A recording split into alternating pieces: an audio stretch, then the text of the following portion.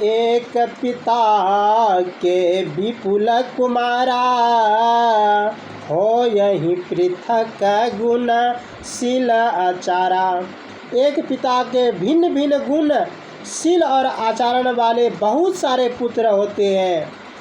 कोई पंडित, कोई प्रताप ज्ञाता, कोई धनवंत सुर, कोई दाता।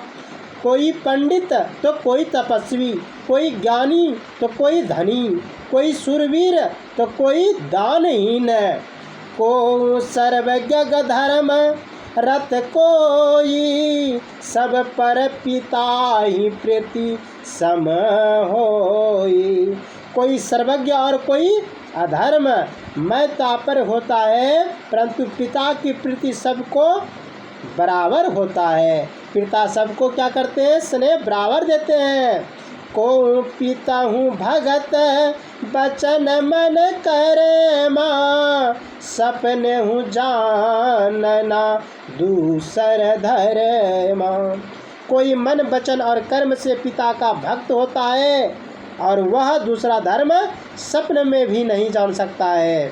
सो सुत प्रिय पितु प्राण समाना, यद्यपि सो सब भांति आयाना। वही पुत्र पिता को प्राण के समान प्रिय है, यद्यपि वह सब तरह से अनजान है।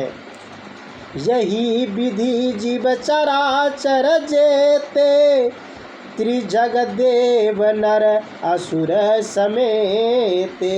इसी तरह तीनों लोकों में देवता विष्णु और देवता मनुष्य राक्षस के सहित जड़ चेतन जितने जीव हैं, अखंड विश्व यह सम उपजाया, सब पर मोहि बराबर दाया।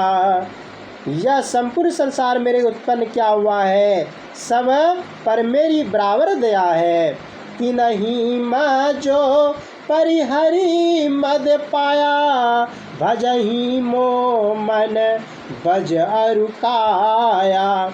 मैं विश्वास भर से जीवों में जो अहंकार और छल छोड़कर मन वचन और शरीर से मुझे भजते हैं, पुरुष निपुषक नरी वा जीव चराचर कोई, सरभाव भज कपट तजी मोहि पर प्रिय सोई।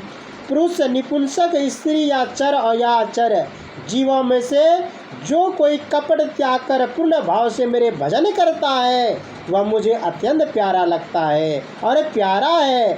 सत्य कहूँ खगतोषी, सुचहि सेवक मम प्राण प्रिय, अस विराचरि भज मोहि पर हरि अस भरोसा सब।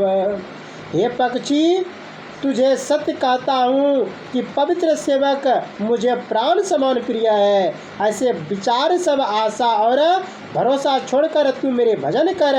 काकभूषण जी कहते हैं, किससे कहते हैं? गरुड़ जी से। हे प्रभु, मेरे साथ ऊपर वर्णित केतुक करके फिर शिशु लीला करने लगे। केतुक को प्रभु से छोटा भाई और माता पिता भी ना जान पाए। जही सुख लागी पुरारी, अशुभ वेश कृत शिव सुखद, अवधपुरी नर नारी, तेहि सुखम संतत मगन। जिस प्रकार सुख में लगाकर त्रिपुर राक्षस के शत्रु शिव जी अशुभ भेष किए रहने पर भी सुख दाता है, अयोध्यापुरी के स्त्री पुरुष सर्वदा उसी सुख में मग्न रहते हैं। सोई सुख लवलेश, जिनहि वारक से प्नेहु लेहु, ते नहीं कनहि खगेशु, ब्रह्मा सुकहि सजन सुमेति। हे पक्षीराज, उस सुख का लेस मन मात्र जिन्होंने एक बार सपने में भी पाया है, वे बुद्धिमान सज्जन उसके आगे ब्रह्मा के सुख को भी कुछ नहीं समझते हैं।